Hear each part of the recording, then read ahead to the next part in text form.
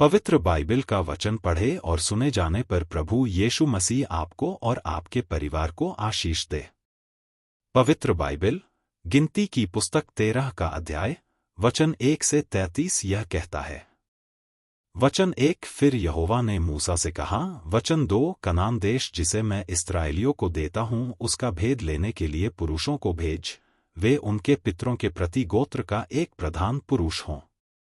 वचन 3 यहोवा से यह आज्ञा पाकर मूसा ने ऐसे पुरुषों को पारान जंगल से भेज दिया जो सब के सब इस्राएलियों के प्रधान थे। वचन 4 उनके नाम ये हैं, अर्थात रूबेन के गोत्र में से जक्कूर का पुत्र शमूह। वचन 5 शिमोन के गोत्र में से होरी का पुत्र शापात। वचन 6 यहूदा के गोत्र में से यपुन्ने का पुत्र कालेब। वचन 7 इस्साकार के गोत्र में से योसेफ का पुत्र यिगाल।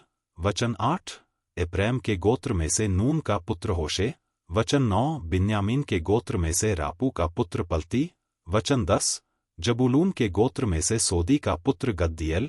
वचन 11 यूसुफ वंशियों में मनश्शे के गोत्र में से सूसी का पुत्र गद्दी। वचन 12 दान के गोत्र में से गमल्ली का पुत्र अम्मीएल। वचन 13 आशेर के गोत्र में से मीकाएल का पुत्र सतूर। वचन 14 नप्ताली के गोत्र में से वोपसी का पुत्र नहुबी।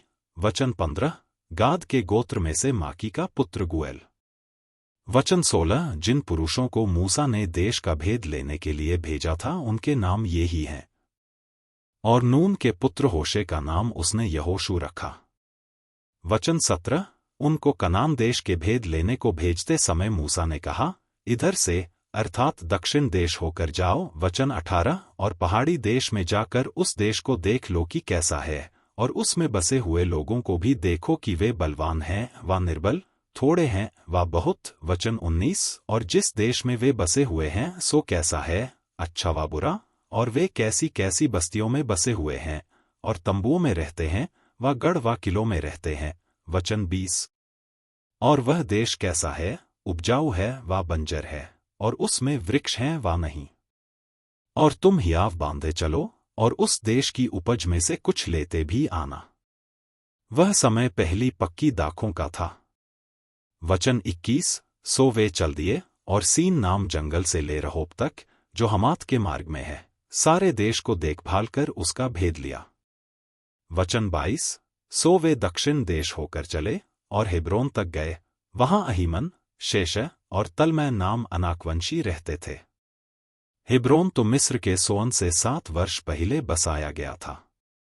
वचन 23 तब वे एशकोल नाम नाले तक गए और वहां से एक डाली दाखों के गुच्छे समेत तोड़ ली, और 2 मनुष्य उस एक लाठी पर लटकाए हुए उठा ले चले गए, और वे अनारों और अंजीरों में से भी कुछ कुछ ले आए।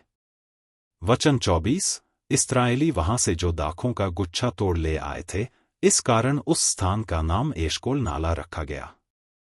वचन 25 40 दिन के बाद वे उस देश का भेद लेकर लौट आए। वचन 26 और पारान जंगल के कादेश नाम स्थान में मूसा और हारून और इस्राएलियों की सारी मंडली के पास पहुंचे, और उनको और सारी मंडली को संदेशा दिया और उस देश के फल उनको दिखाए।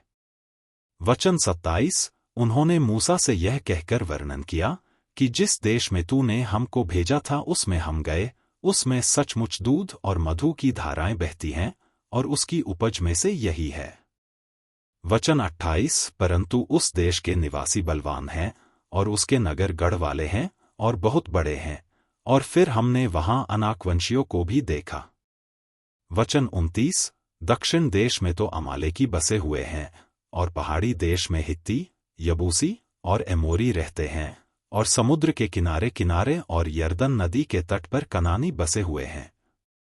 वचन 30 पर कालेब ने मूसा के सामने प्रजा के लोगों को चुप कराने की मनसा से कहा, हम अभी चढ़ के उस देश को अपना कर लें, क्योंकि संदेह हम में ऐसा करने की शक्ति है।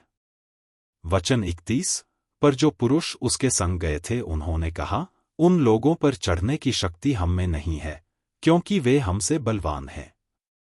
वचन 32 और उन्होंने इस्राएलियों के सामने उस देश की जिसका भेद उन्होंने लिया था यह कहकर निंदा भी की कि वह देश जिसका भेद लेने को हम गए थे ऐसा है जो अपने निवासियों निगल जाता है और जितने पुरुष हमने उसमें देखे वे सब के सब बड़े डील डॉल के हैं।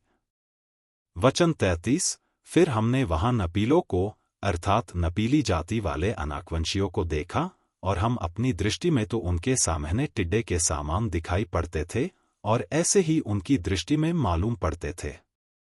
यदि आप विश्वास करते हैं तो यह वचन सभी विश्वासियों को भेजें और इस चैनल को प्रभु यीशु मसीह के नाम से सब्सक्राइब करें और आशीष प्राप्त करें। धन्यवाद।